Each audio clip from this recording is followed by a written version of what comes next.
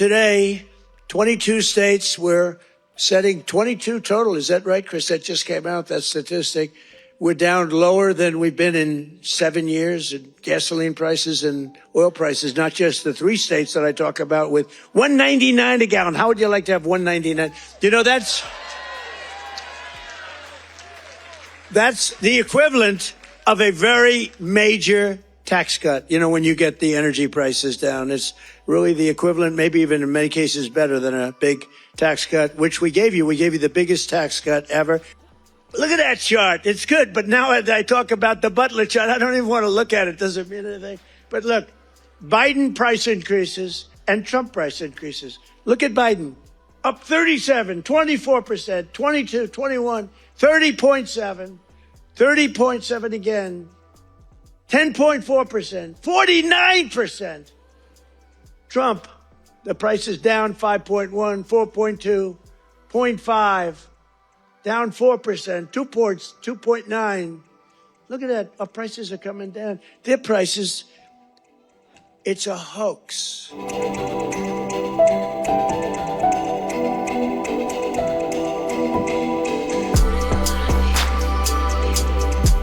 Friday. Yeah, please. Mr. President, market analysts are calling for a Santa rally. Typically, it's 5 trading days going to Christmas. You know, in the first 2 trading days in January, that's a sign of market optimism. Do you anticipate, along with the historical low gas prices, that continuing in the first quarter of next year? Well, we've had the greatest stock market in history, Brian. We have a stock market that's gone up 52 times to new highs during a 10-month period, my 10 months.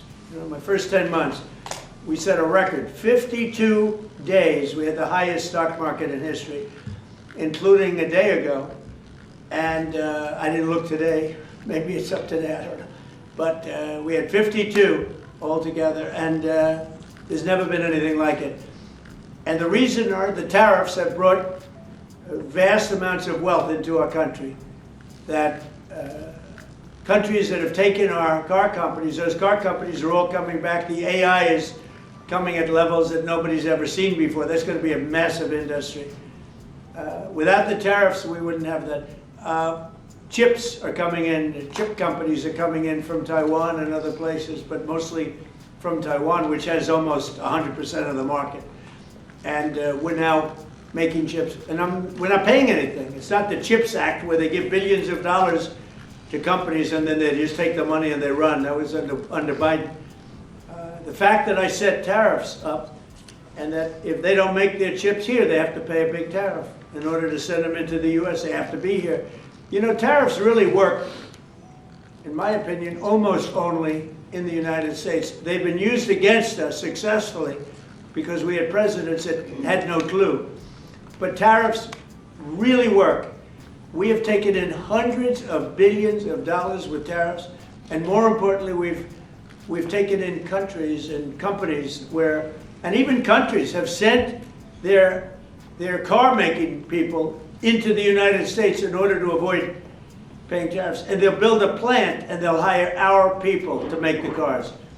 But we now have, as you know, Toyota just approved $10 billion in manufacturing plants in the United States using our people. Without tariffs, none of that would have happened. Tariffs have given us great national security. There's nothing like what's happened in the last 10 months. Tariffs have given us tremendous national security and tremendous wealth.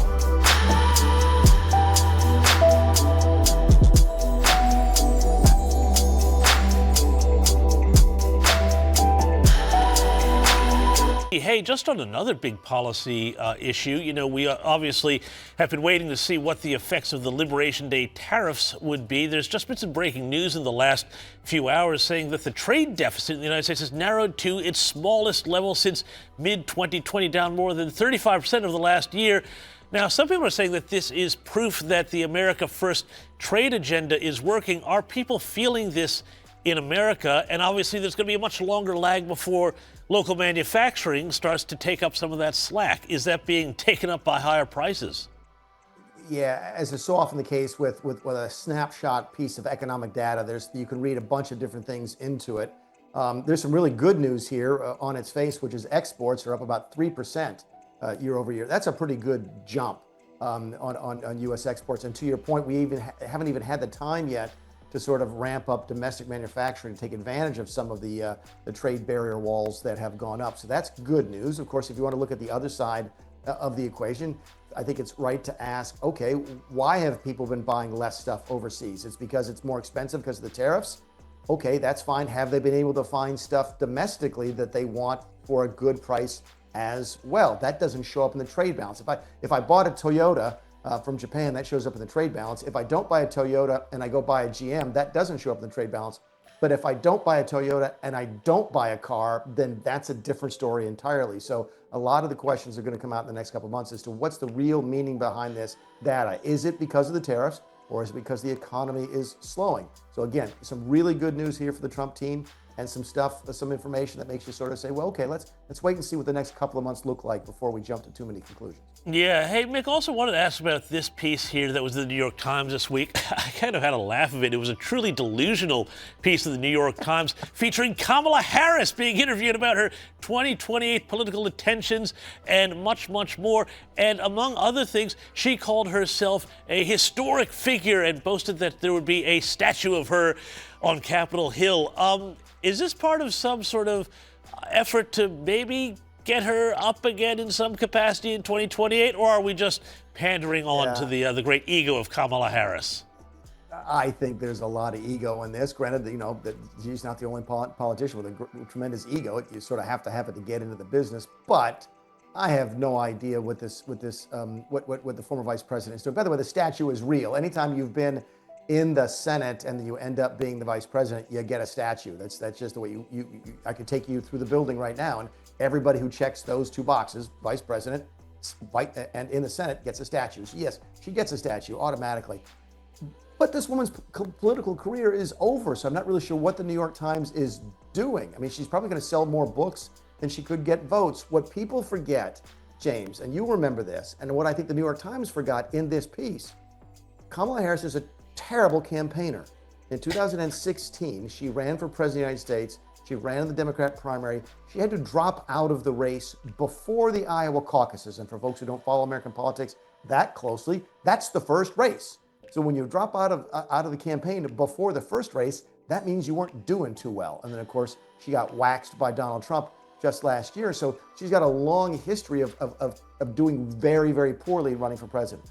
I have to believe that her political career is over, that Democrats want her political career to be over, but for some reason she's on the front page of the New York Times, so go figure.